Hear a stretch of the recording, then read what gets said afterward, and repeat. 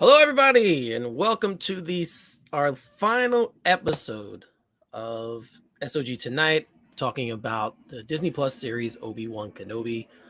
Uh, I want to thank all of you who have been coming and joining us each week. This has been a fun thing for me to do, and I've really enjoyed the discourse I've had with everyone about this show. But the main person I've been just talking about everything with, as you know, is everyone's friend Nico Crusoe. So, Nico, let me bring you in real quick.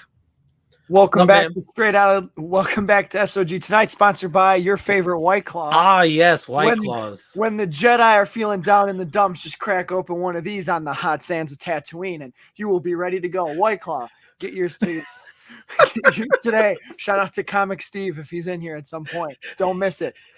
Nico doing commercials. I love it. It's great. We No, have dude, I'm pumped to be here. I'm thrilled to be here. It's been an honor doing this with you, man. We've wanted to talk Star Wars for a long time. We finally did it for 4 weeks now. I know. And I think this was the perfect first project for us to do. And we're going to have a lot to talk about tonight, which I know is a massive sigh of relief for you and I. Yes. So, Starting with, I'll just throw this out there, man. 51 minutes. Why couldn't we get every episode 51 minutes? 51 glorious minutes. Right?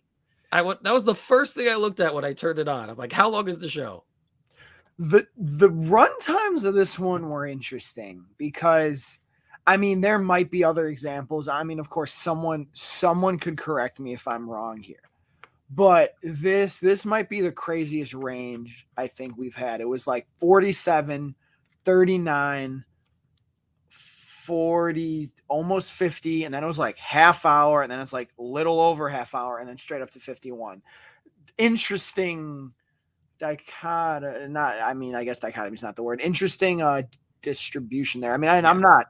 That's the word. I will complain and say, why couldn't we get all of them like this? But I will say I'm so glad that it wasn't like the Moon Knight finale, which was shorter than a lot of the episodes. I'm glad this was I think this was the longest one, or as long as the premiere. Yeah, I think it was the same length as the premiere. That makes sense. Which that was the whole thing with me too, because when the premiere happened, I'm like, oh, they're all going to be an hour. I just assumed every episode was going to be that long. So that's one of the things we discussed that as being a detractor for the season was the run times. Yeah. And but they made up for it. I will say that in this episode, because they had to. There was so much they had to tie up. And I guess we can get right into it. Mm-hmm. Let's start with the big thing in it, right? Let's start with the Obi Wan Darth Vader confrontation. I guess this is part 3, right? This was part 3. Technically part 3, yeah. Yeah. So we have this confrontation that I have to say was pretty surprising to me. I was very shocked with just how dominant Obi Wan was in this battle because of what we saw like in episode 3 and just how far away he was from who he used to be, and now he comes back in the finale and it's like, wow, and that's one of the things I'll say about the journey he had. Yeah, it was condensed. I would have liked to seen a little bit more happen for him to do that kind of a thing. Sure. But by the end of this episode and by the time they're done fighting, he is fully badass Obi-Wan again, right? That's who he is. The style was fantastic. The choreography of the fight was great. The little bit of dialogue we got here and there. That's the point where you thought Darth Vader won, and then you found out he didn't, and Obi-Wan comes back even stronger. This was a culmination of the show, and for Obi-Wan's character, I thought it was just a really, really good way to end it.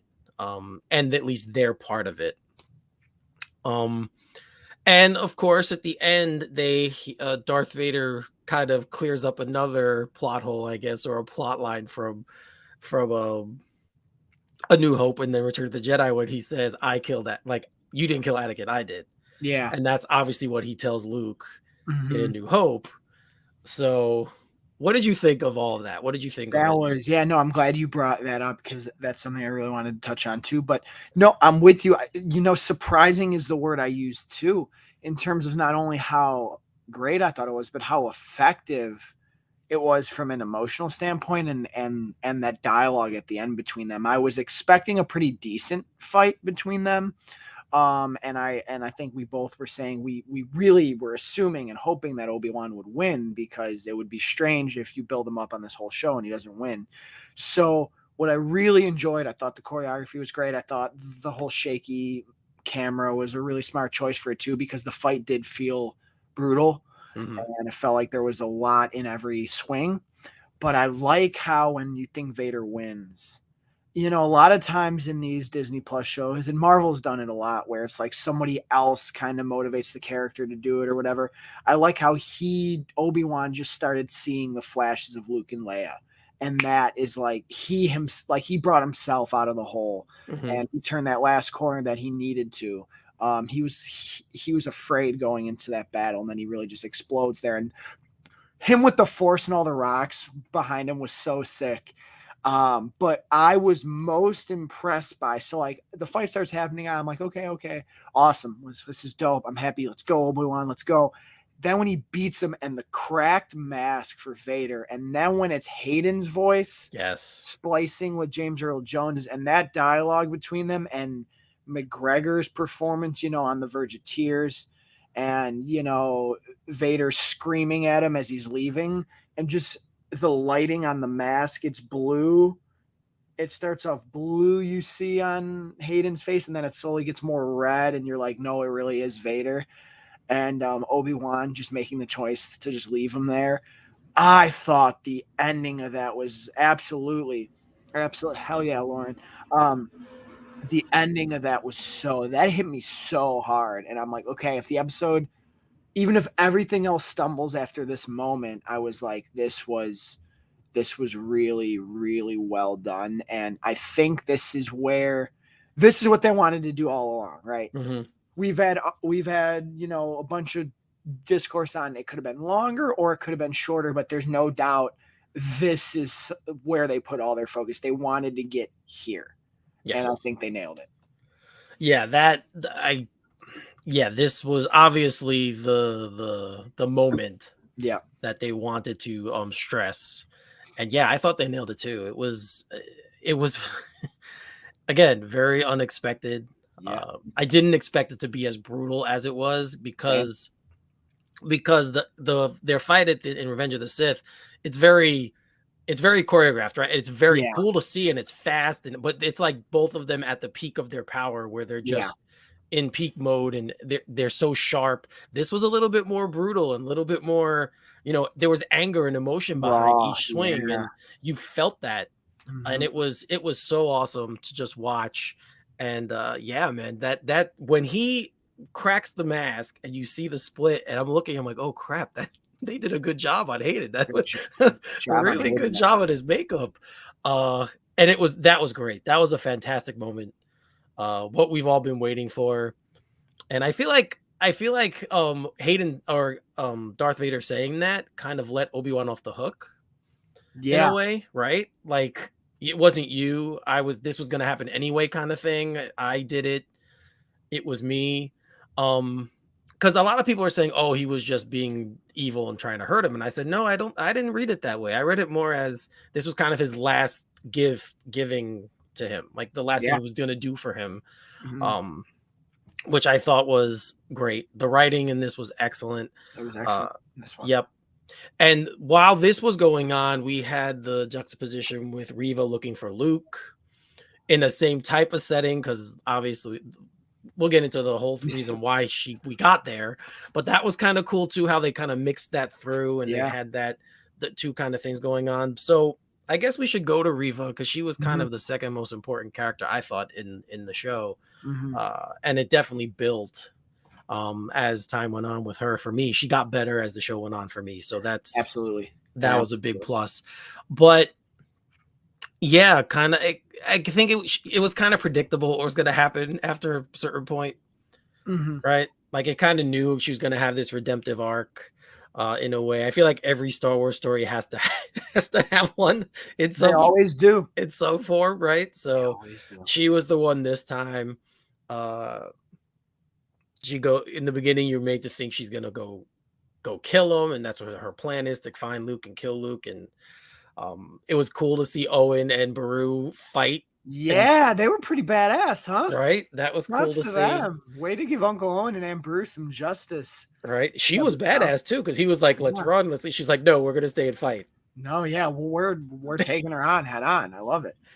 Yeah, it was that hers the Reva story was good because of how it ended last week. I was kind of like, oh, I thought it was gonna be corny what they did with her, but I think they kind of gave her a good send off. And who knows what's gonna happen with the character? There's been rumors that she's gonna get a show.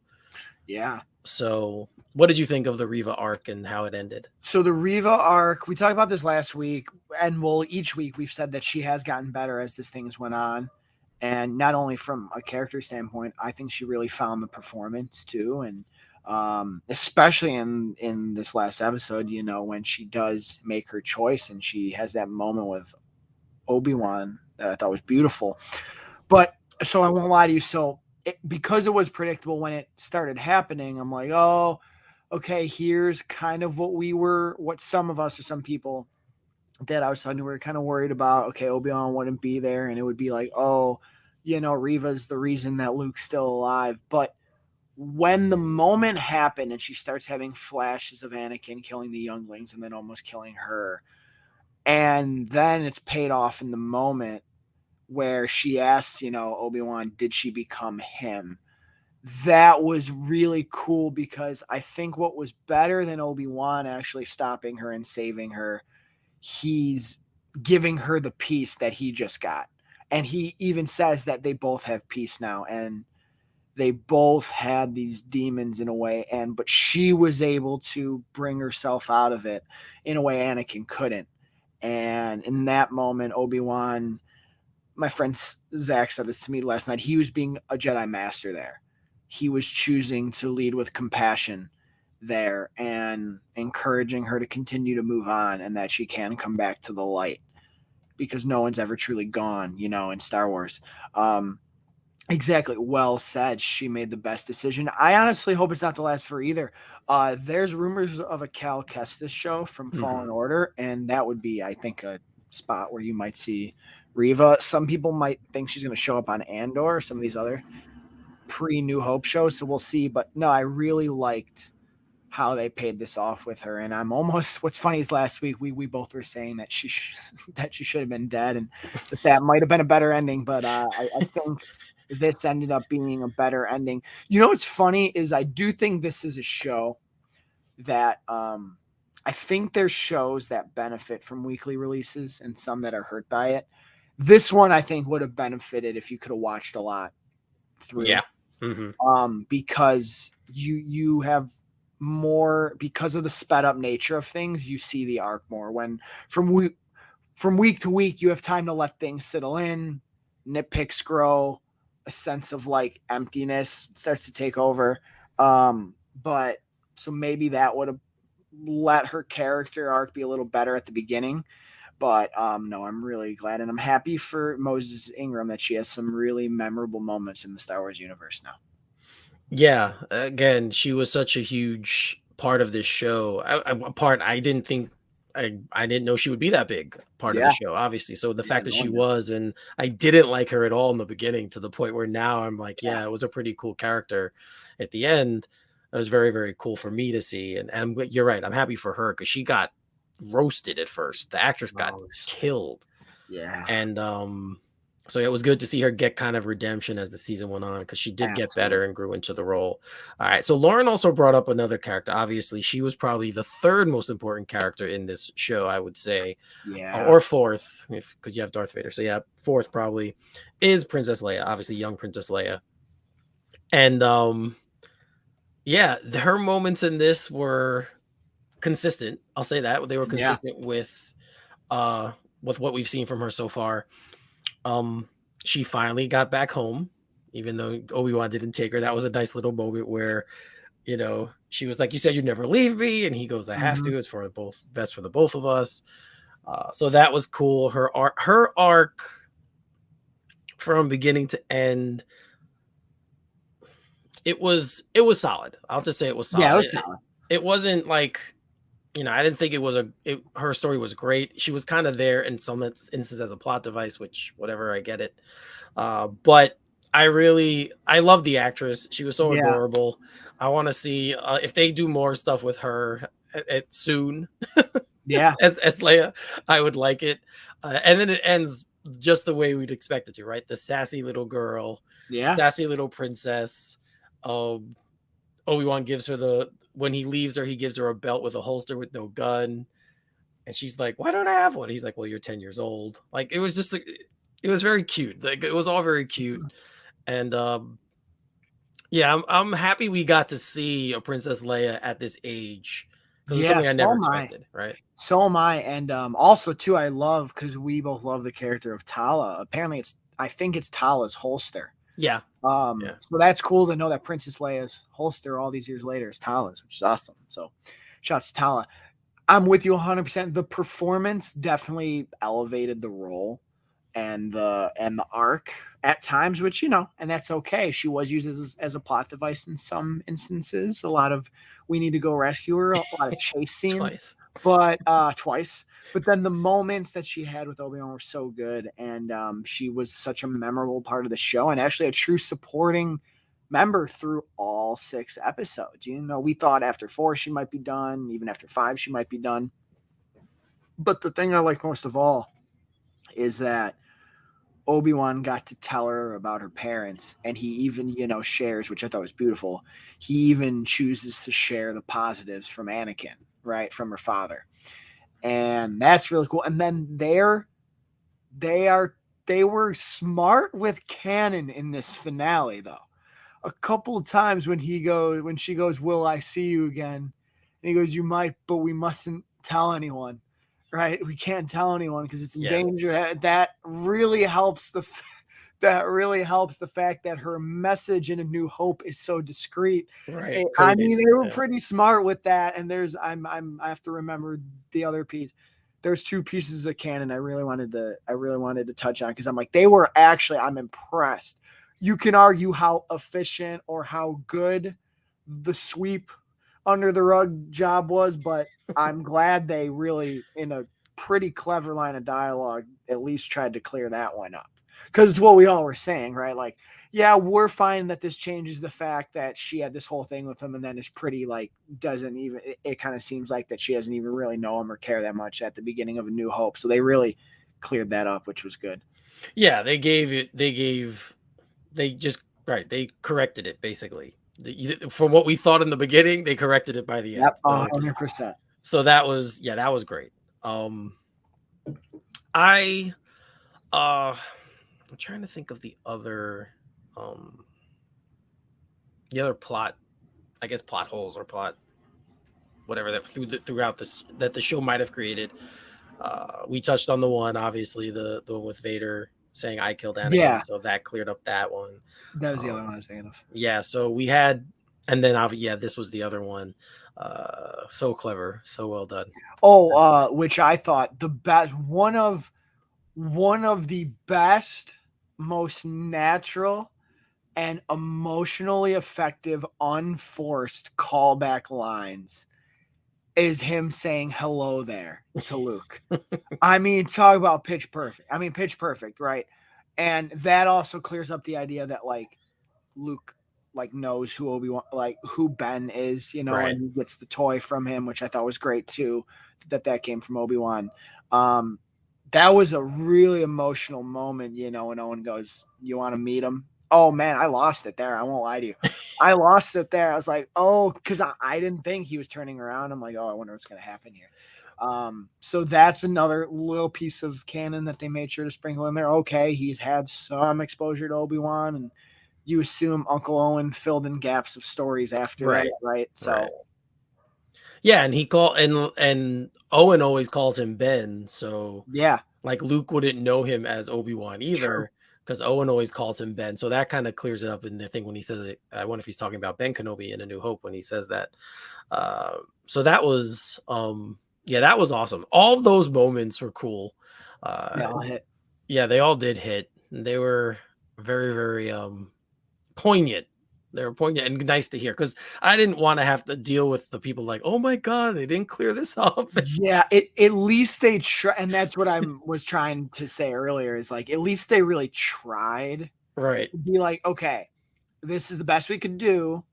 This answers every single one of your canon complaints, regardless. Once again, regardless of how well you think it was done, right? Right. We dotted every I and crossed every T to make sure that you freaking fanboys, I'll do what I must. Yeah, Zeddy, that, and then his stance with the two fingers.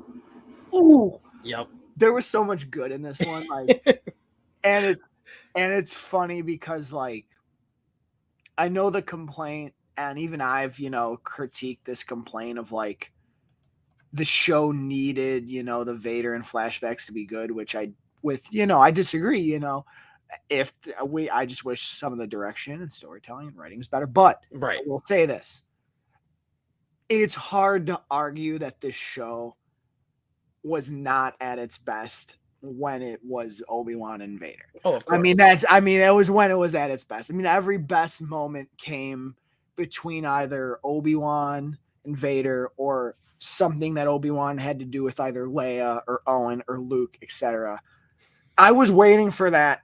I think that would have been more on the nose than the hello there, though. That would have been like, I'm like, I don't know if Vader would be like, no, I have the high ground. I don't know if he would have done that, but Frank's point was actually good. You don't really care much about him in this show because he doesn't really have a huge part in it. Which is okay because, and I was talking to my other buddy about this late last night after like 4 a.m. I couldn't sleep because I was so hyped about this. And I'm like, darn, Eric didn't watch it tonight. So I can't text him about it like I did the last couple weeks. Is like we've gotten a lot of Luke in the last 2 years with Mando. Right.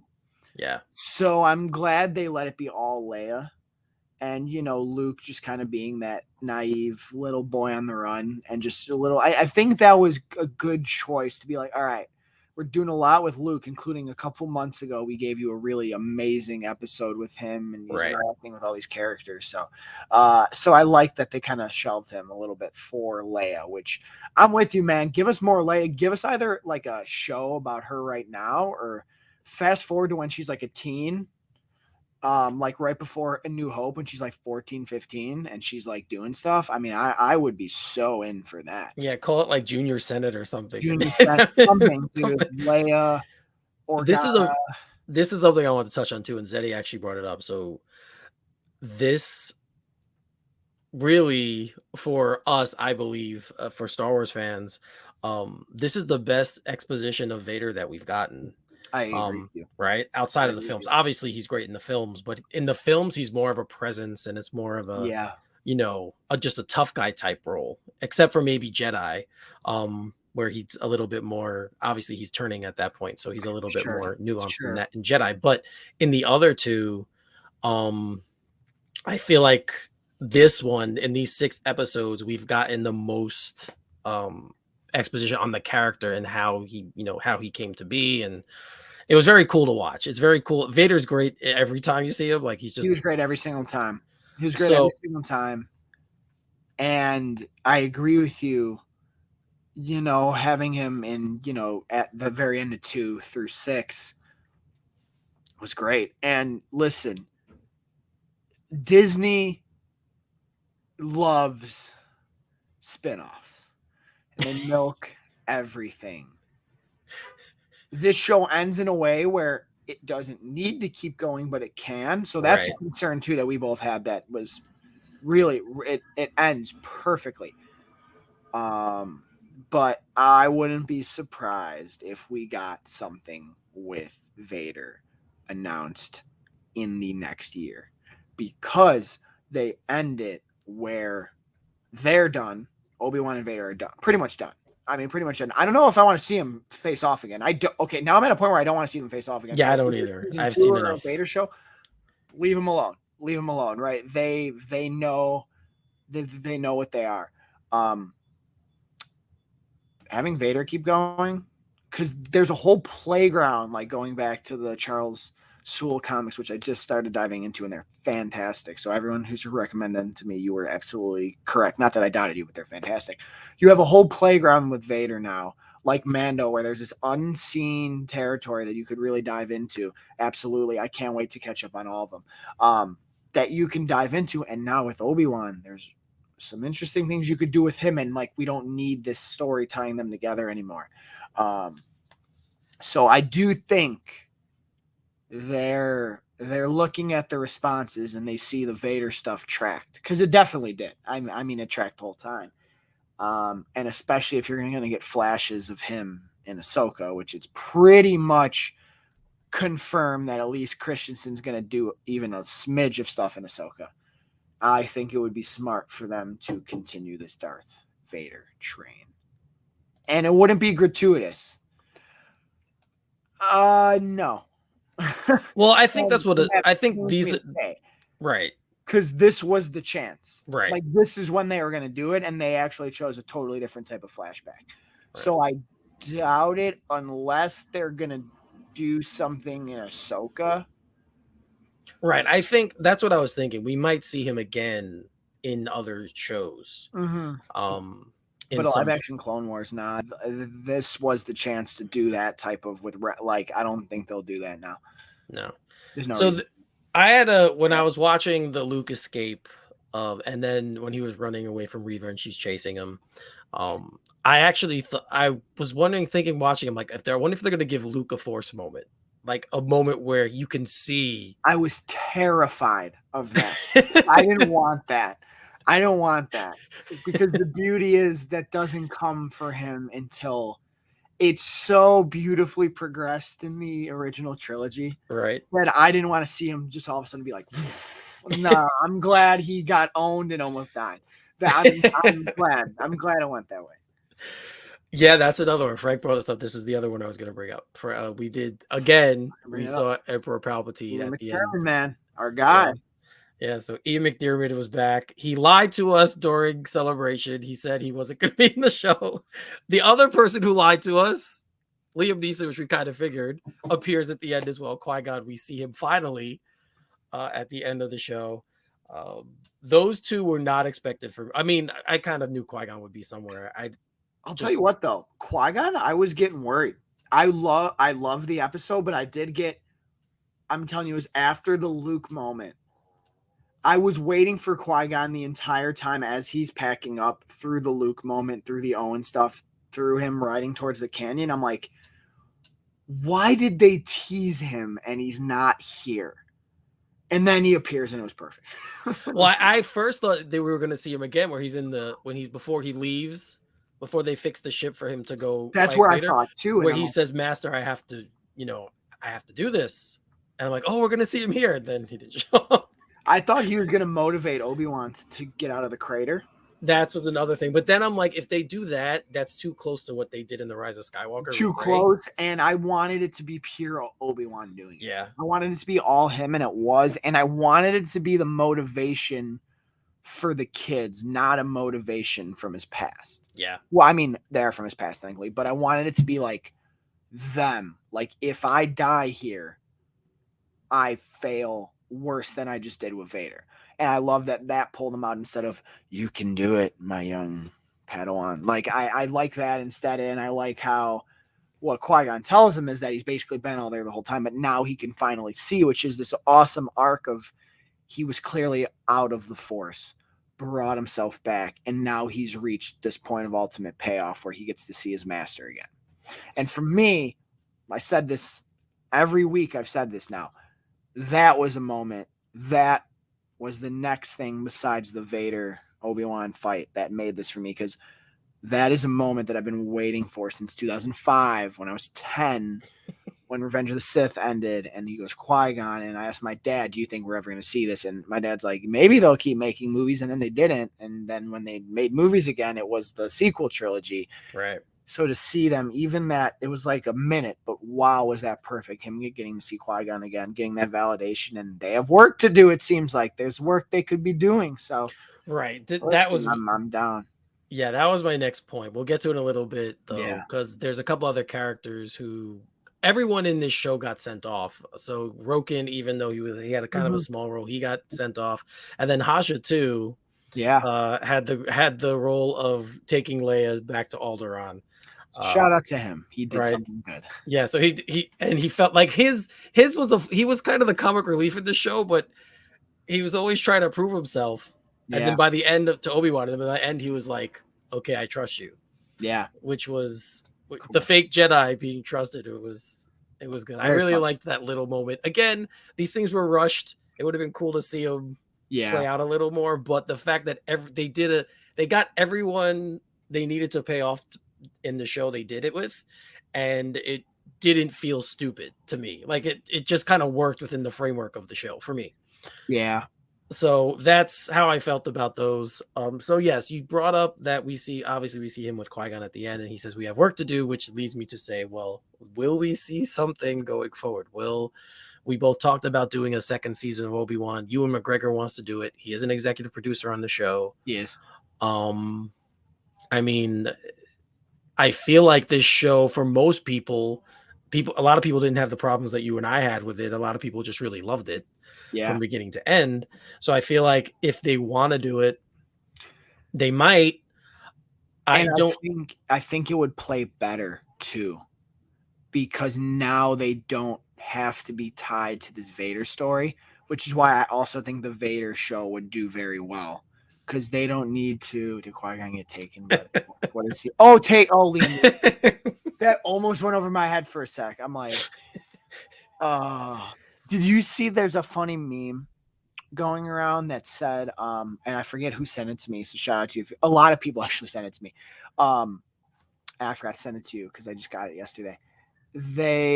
Somebody showed a picture of Qui-Gon getting stabbed by Maul, and they're like, did anyone check if he was alive before they cremated him? Because I guess people don't die anymore.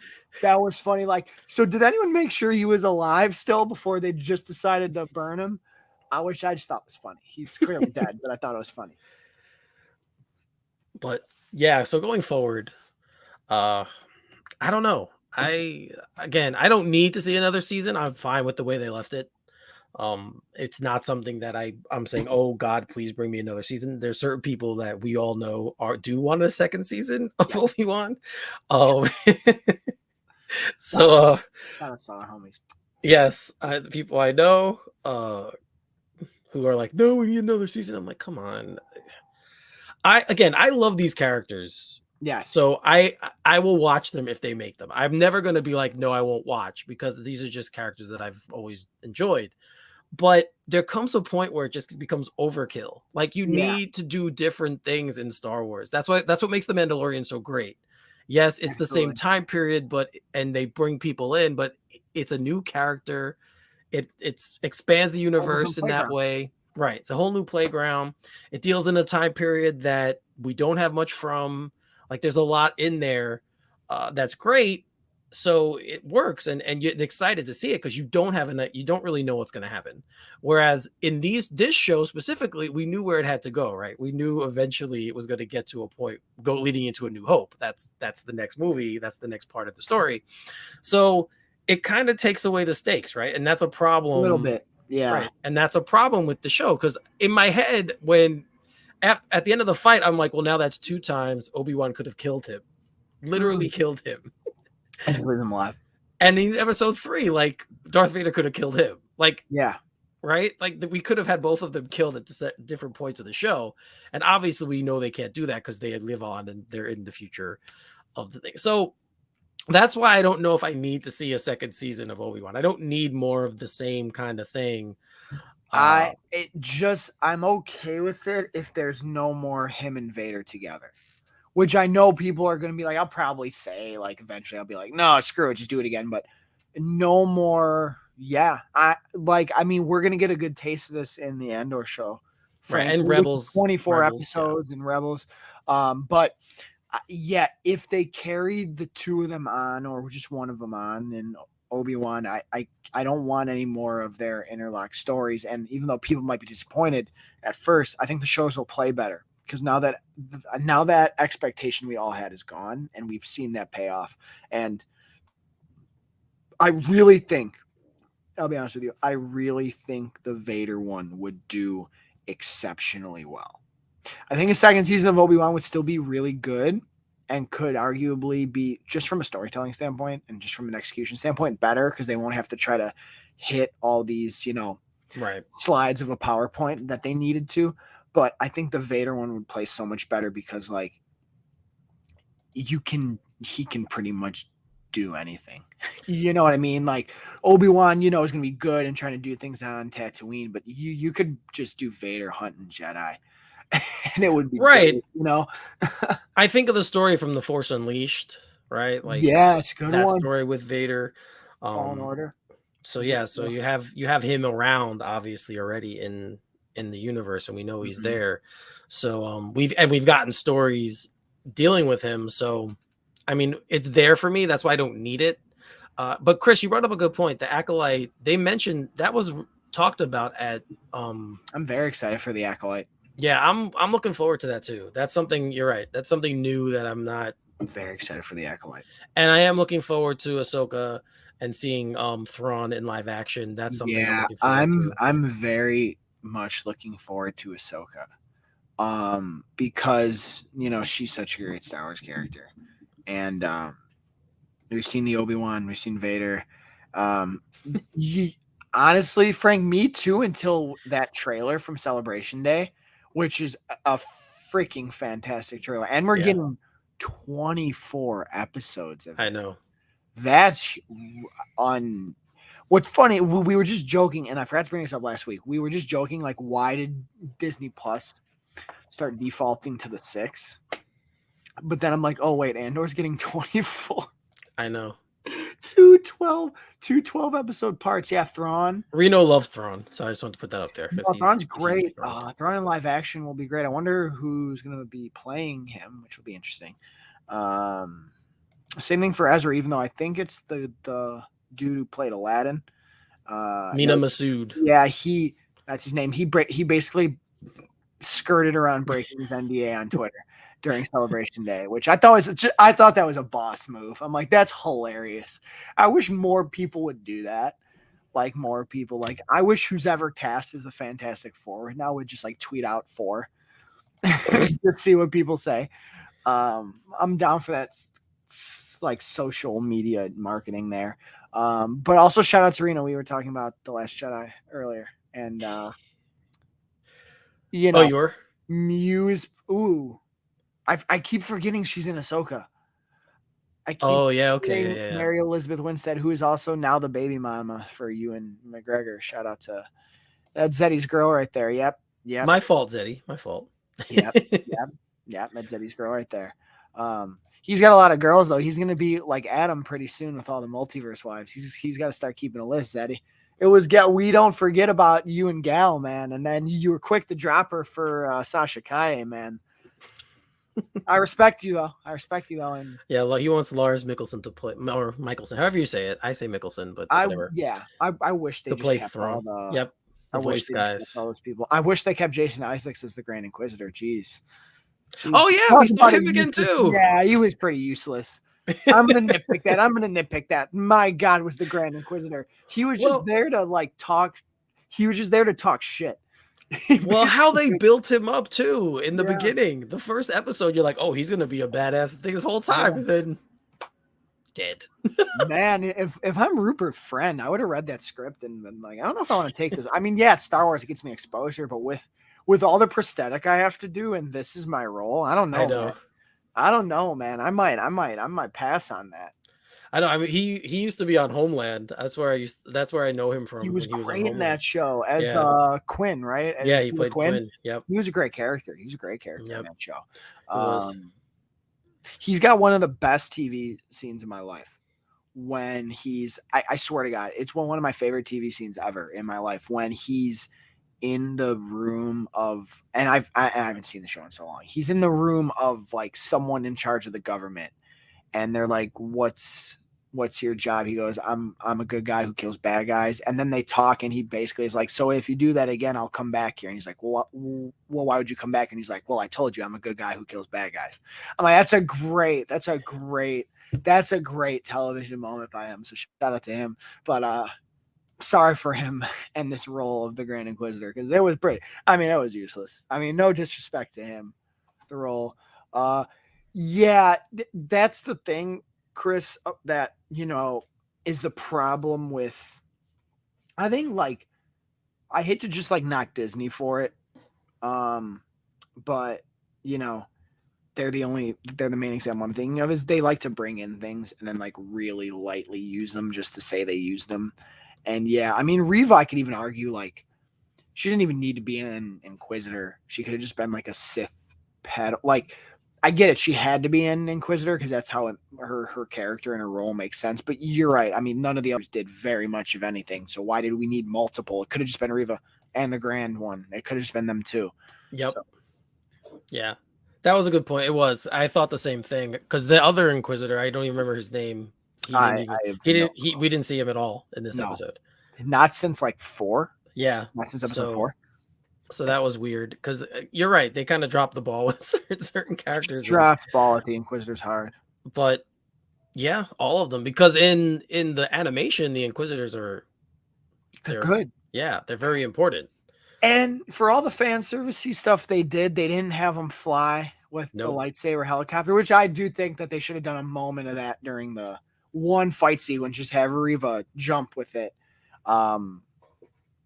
Yeah, they really didn't think about the Inquisitors too much, which is okay.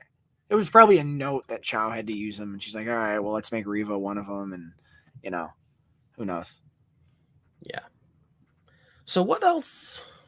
What other things about... We pretty much nailed it. I mean, we talked about all the finale. So let's look at it now as a whole, right? Let's look at it from beginning to end. I like this. So let's recap the series as a whole. I feel personally, again, I always have to say this, I did enjoy it.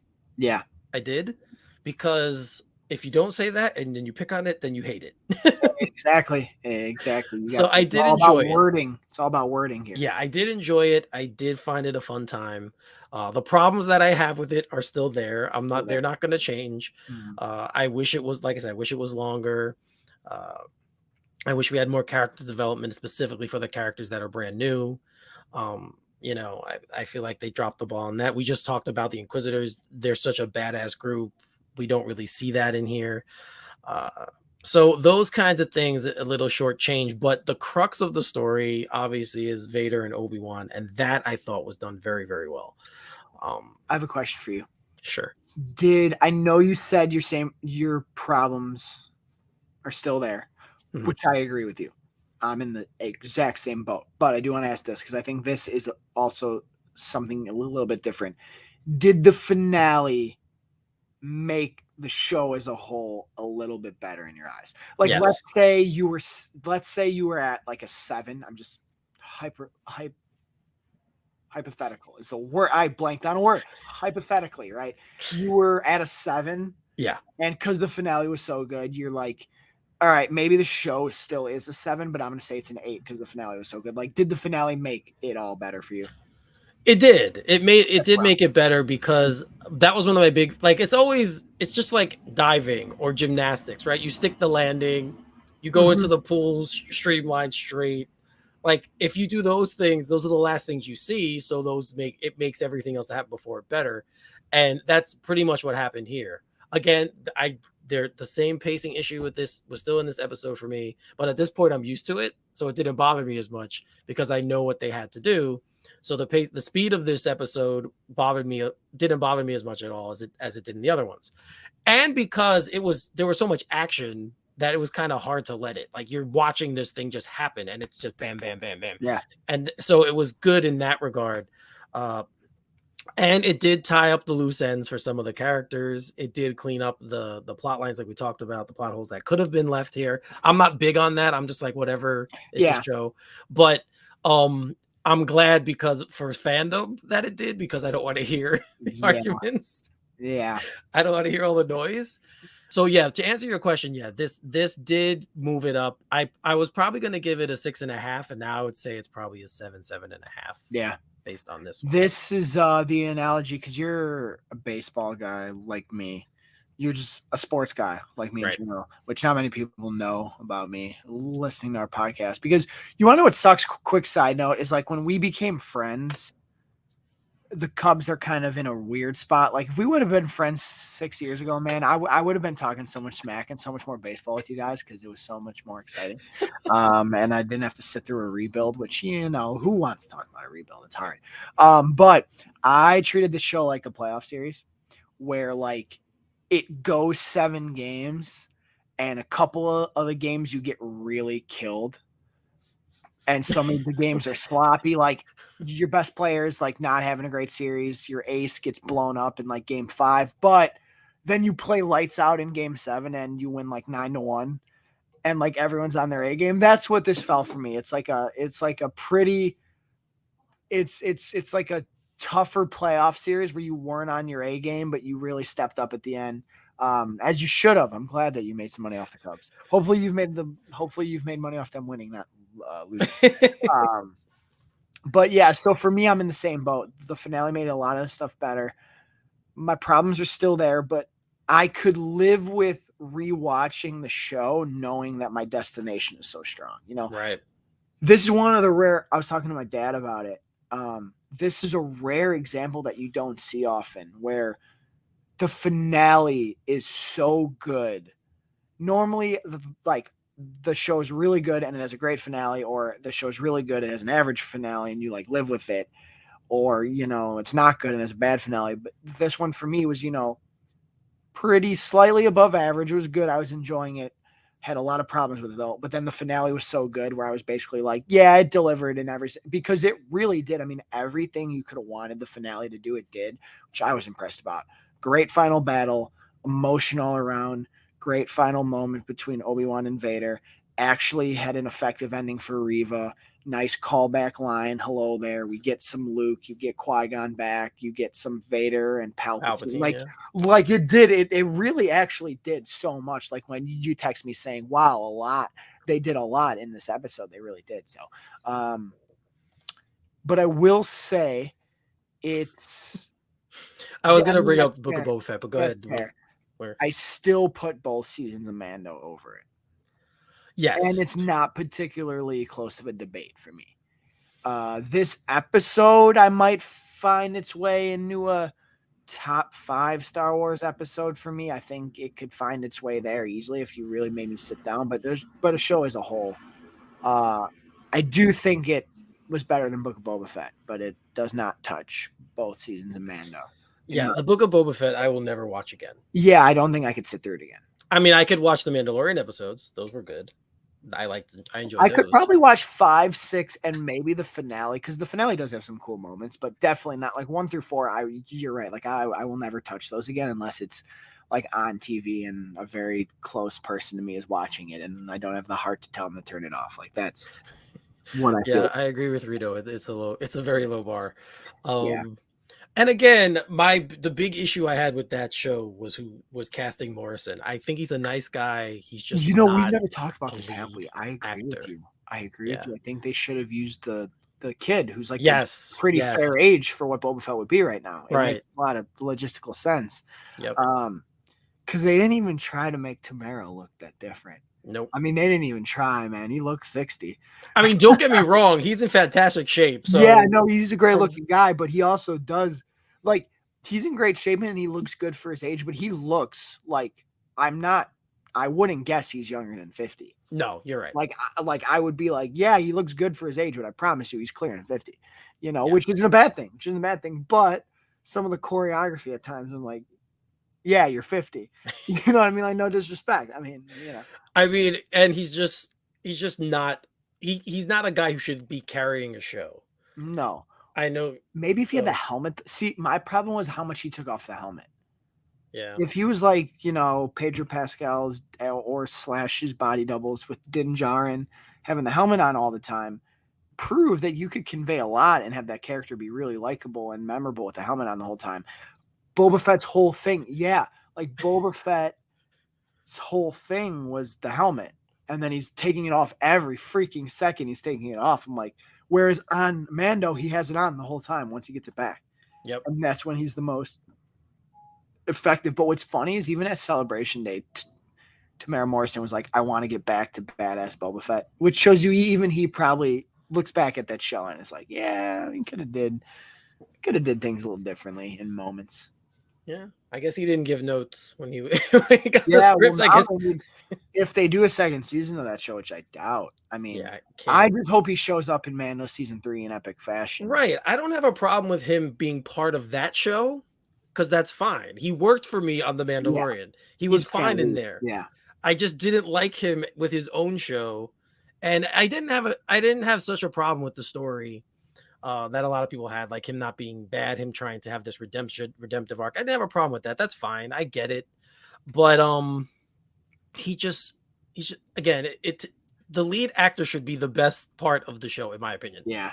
If you're having someone in most of the scenes, they should be the guy, and then if you have to force episodes in, completely go away from him completely. Like, I'm telling you, I've said this twice now. We need one day. I don't care if it's a scooper or someone's got to reveal the story on why they did that. Yeah. Because there's no way narratively that was planned to be that way. I wonder. Let's do 7 episodes, but there's 2 in the middle that utterly hijack, and the finale's half-year finale, but it's also the reunion and payoff of the ending of Mandalorian season 2 and parts of season 1. No, there's no chance. There's absolutely no chance that was narratively the plan. Yep. I have a feeling that they were watching it, and Kathleen Kennedy and Filoni and Favreau were like, yeah, this isn't working. We need to do something. Like, this isn't going to be... This is not working. This isn't good. It's boring. Chris is right. That's probably the biggest complaint. It is really boring, and it's not even like... You know how people are like, well, it's not boring, it's just writing and development. No, like it wasn't even good writing or development at times. It was flat out just like boring. And which is shocking for a Robert Rodriguez thing to be, right? Like boring. I never associate him with boring. And you know, it's funny, his directed episodes were the weakest. Yeah, they were. There was different directors for 2 and 4, which I thought were the best of the first 4, and then Filoni and Bryce, and then there's parts of the finale that are great, but are good. Yeah. But yeah, his stuff. I call them the Voltron Force. That was a choice too. They looked like they should be on Coruscant. They didn't look like they should be on Tatooine. Right. Yeah, they're the Voltron Force. That's what I call them. Voltron. Yeah. It was very yeah, so since that was the show before this, that's the easiest one to compare. And like Reno said, that's a very low bar. So Obi Wan definitely is higher than that, but it's not. You're right. It's not as good as The Mandalorian for the reasons we've been talking about every week. Exactly. It's just not. It's not as well constructed. It's not as well written. The direction is like you've had issues more with direction than me. I've been a little bit. I've always looked at it. Yeah, the direction's has been kind of weird, but just again. She's being told you have this long.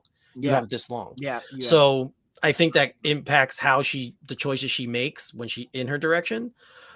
So that was cool though that she got to do the whole thing. Yeah, I like that too. I'm more for that when it comes to shows, because I think you just have more of a touch on it. But then I'll be a hypocrite and say but then there's also other shows that have these other episodes that really stand out because there's a different, Flash. Disney thought they were cute making the Book of Batman be. Wait, what did he just say? With the Cyberpunk. Oh, with the Cyberpunk kids, I was like, Batman Beyond's the Warner Brothers, my guy. I see what you mean. Hell yeah! Shout out to Zeddy. Yeah, I don't know. I just think. What the difference between this was, it was hers. They gave it to her, and she got to run with it. Whereas, and McGregor was obviously probably had a huge role in fishing out, and developing the story. Whereas, the Mandalorian, it's a Filoni and Favreau thing, they're overseeing the whole thing, and they're giving the directors, okay, this is what we want to do here, right? Mm-hmm. This is how we have. They're the Feige of Disney, right? Those two are now the Kevin Feige of Disney. So, which is the next point? Like, I am very happy I want to talk just as Star Wars as a whole, that those two guys are in charge. Uh, they they know this universe, especially Filoni knows this so well, and that's why as long as their names are on things, I will always give it a chance, and I'll always want to see more of it because they are the stewards, and what they touch seems to be gold. Everything I've seen them. That's what I'm saying. That's what I Right. wanted to bring up too when you kicked off this topic is they're also showing you they are the best team for this stuff right now. Not that the other stuff is bad, but clearly we've had, two shows that once again in our opinion, because you agree in our opinion, have not, touched the Mandalorian. Right. And I still don't think I know people brought up great points last week that you go into it with, some expectation and we know these characters, so we have more buy-in and we have more things we want to see, but at the same time, the storytelling and the direction and what Mando does, how it looked, the production, I just thought was significantly better than both these shows. So yeah, amen. If John and Dave's name is on it, it's probably going to be some top tier Star Wars stuff. Right. Which is why I have more faith in Ahsoka than these last two.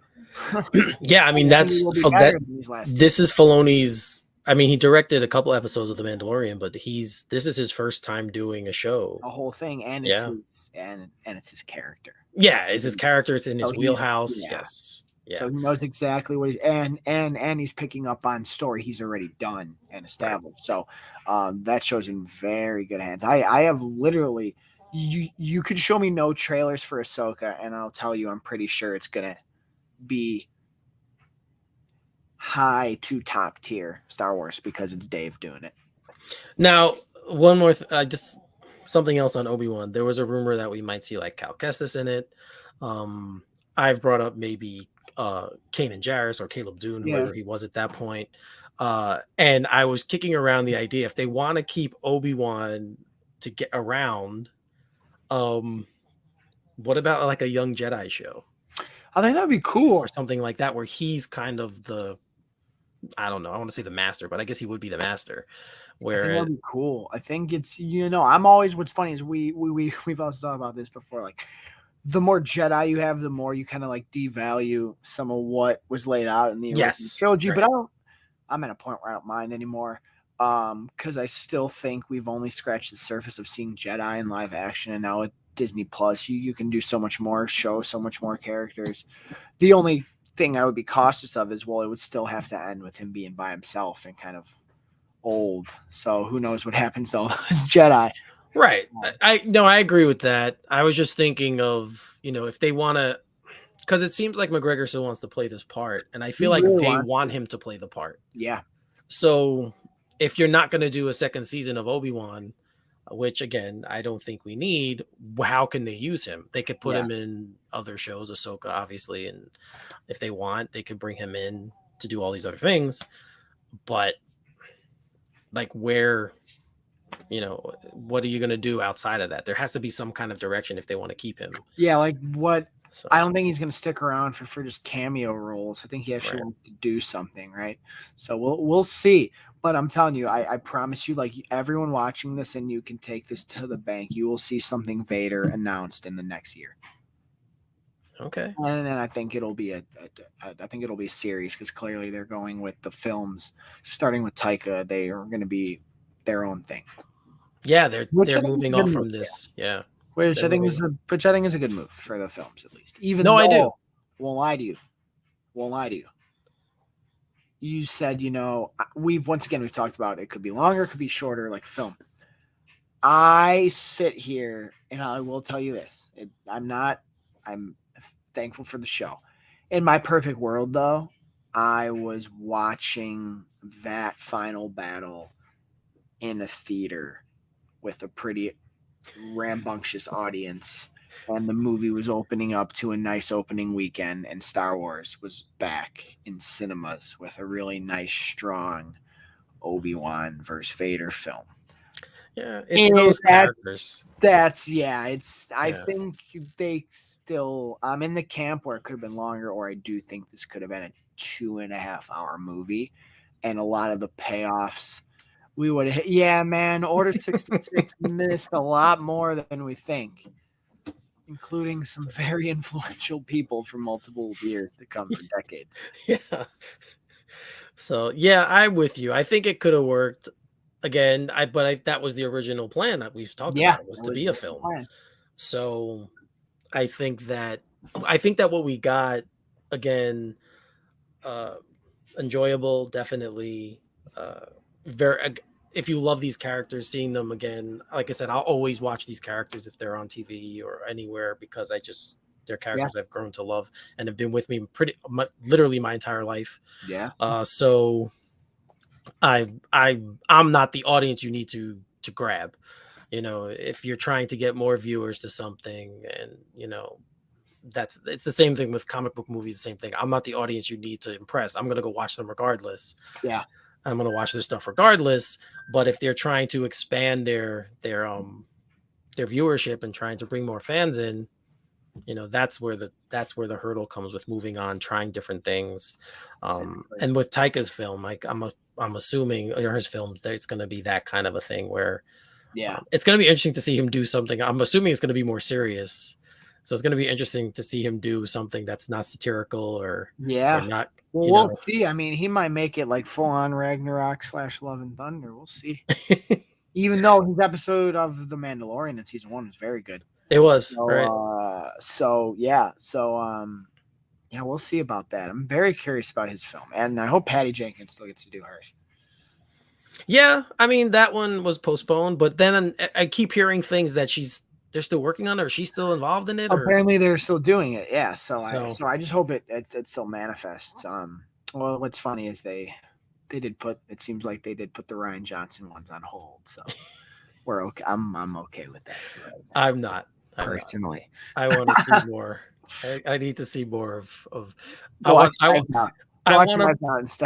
I want a Broom Boy story. That's what I want. I want the Adventures of Broom Boy, a trilogy about. That was an interesting ending. I won't lie to you though. Right?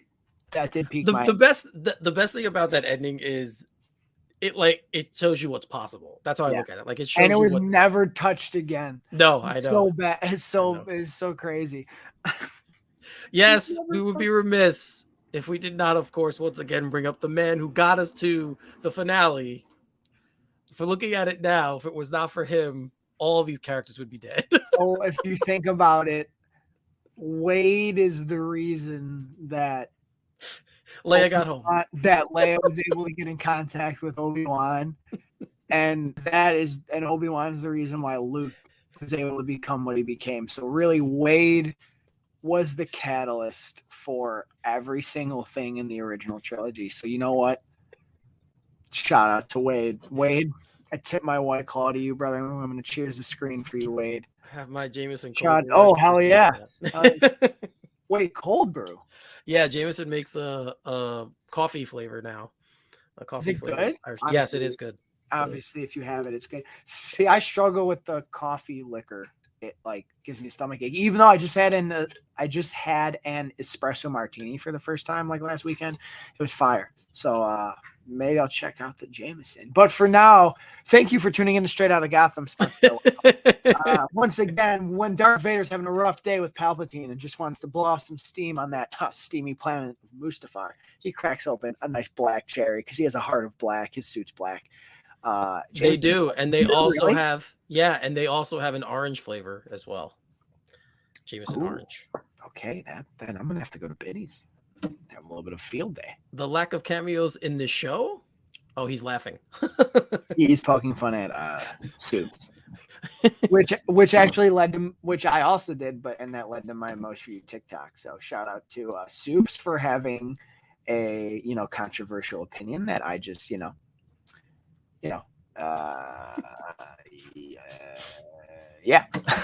I don't want to go much further than that.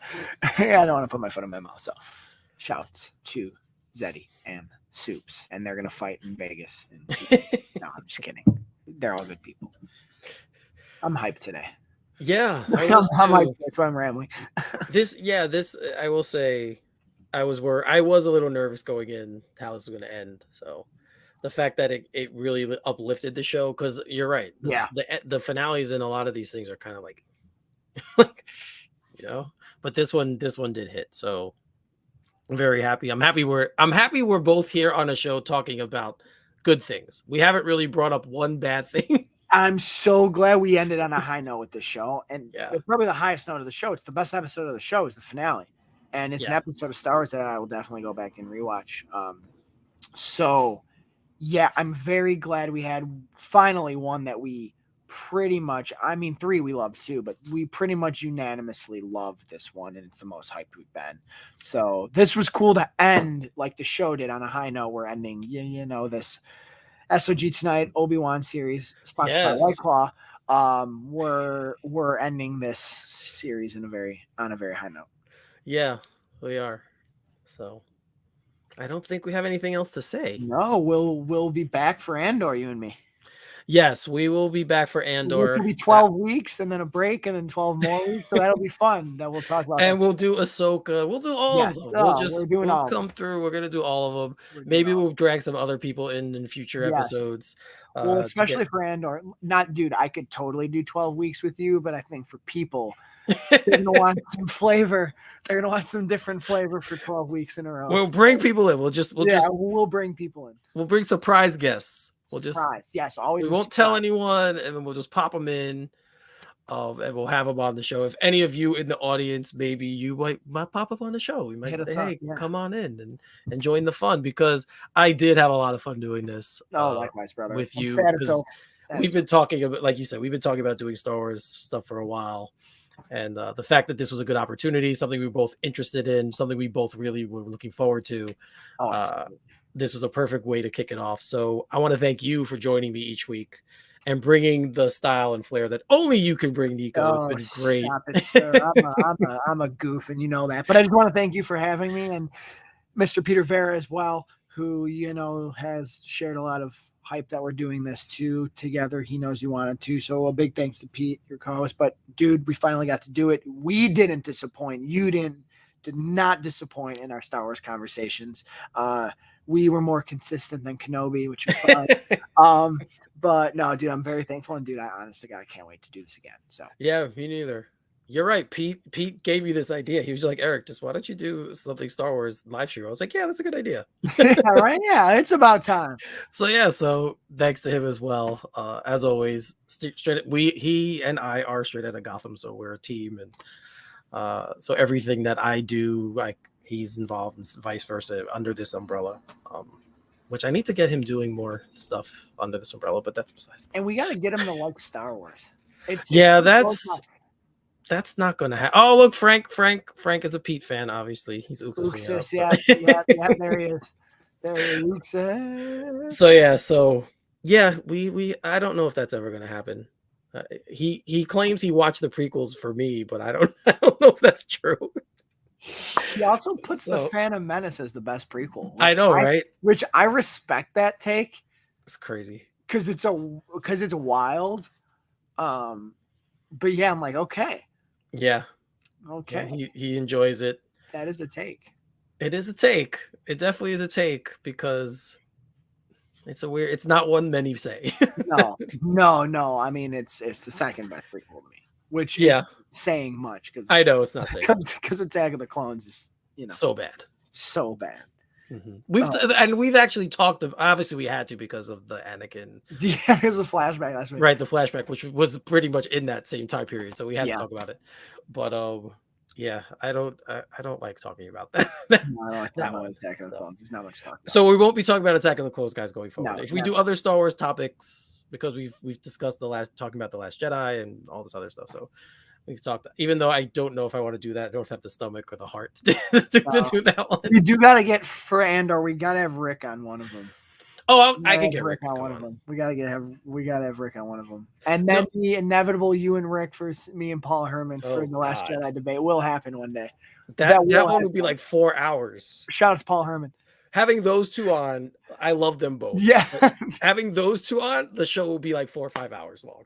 We'll be sleeping, and they'll still be talking. And you know what? We're gonna do it. We're gonna do it. We're up all night. All right. I want to thank everyone again Yes. in the comments, everyone who watched. I love you guys. I love you all for the support. Nico, once again, thank you. Tell people where they can find you. Yeah, you can follow me everywhere at Nico Caruso, Twitter, Instagram, Letterboxd, TikTok. I do film reviews on TikTok. And you could also find me and Zed and my father as well at the Vigilante 1939 podcast. That's at Vigilante 1939 on Twitter. We talk about all this stuff, DC, Marvel, etc. Eric's been on the show. We've done a bunch of live streams with a bunch of people, a bunch of our friends in the community. Most of you in the comments have been on the show. You could also follow Right Between the Eyes, RBTE podcast. It's a Kiss podcast I do with my dad and Rob Myers as well, who does Robin, Everyone Loves the Drake podcast. And then, of course, a subset of, Straight Outta Gotham is the Italian Spider-Man Coalition with my dad, the co-host of SOG, Mr. Peter Vera as well, where we're three Goombas talking about Spidey with a sauce twist, some pasta twist there, being Italians and Paisans talking some webhead stuff. So yeah, follow me, DM me. I will respond to you. I like talking about stuff. We got to get you guys to do a Sunday show where everyone's making sauce. And that one we talked about cooking on a show. We just don't know how we're gonna do it, but yes, we gotta figure that out. Yes, we gotta get you on that. Absolutely. All right, guys. There's my info down there. If you're watching this, I'm Straight Outta Gotham. So there I am at Finally 33 at straight__G. Of course, check us out if you're watching this on Facebook Live. Obviously, we're on Facebook. If you're watching YouTube, we're there. Twitter, actually, now I don't know how this Twitter thing has worked. I've tried to go back and watch it on Twitter after the show ended. Oh, yeah. It's pretty interesting. I wish people could tweet and we could see those, but they don't act as comments, so we don't have that. I will be doing another show, a live stream tomorrow night for my All Nicked Up podcast, where we will actually be taking you through the first 14 picks of the NBA draft. We'll be live streaming NBA draft tomorrow. Yeah, NBA draft tomorrow. So we will be live streaming that same place, I believe. No, just on Facebook Live for that one, and on Twitter. You can watch it on Twitter, but we'll only be on Facebook Live for that. No YouTube. So check me out. Check us out over there tomorrow if you're NBA fans. It's me and three of my Knick fan friends, and we are going to be breaking down the first 14 picks, because if we did the whole draft, it'd be 3 hours and die. So and people tune out once it gets to like pick 20 anyway. Yep. So we don't want to do that, but I would love if you are NBA fans, just give it a shot. You don't have to stay the whole time, but just pop in and watch and just show me a little love. That I would appreciate that very, very much. And again, look forward for Ahsoka and Andor and whatever else comes down the pike Star Wars wise, the Acolyte in the future. Maybe Nico and I will do a Bad Batch. Who knows? We will do a Bad Batch. I still haven't watched Bad Batch. Fun fact, dude. It's so good. Is it? Okay. It really is good. Okay. So definitely go get it when you have the time. Watch it, because I love all the animation. So give it a. It's good stuff, man. Okay, cool. All right, I'm sold. Yep, and we'll come and bring it to you guys again with that, and we'll bring other people on. I want to grow this little Star Wars segment we have here. Maybe even give the show a proper name. We'll see how that works going forward. All right. So for Nico, I'm Eric. You're watching SOG tonight, and we will see you in the future. We live in a society.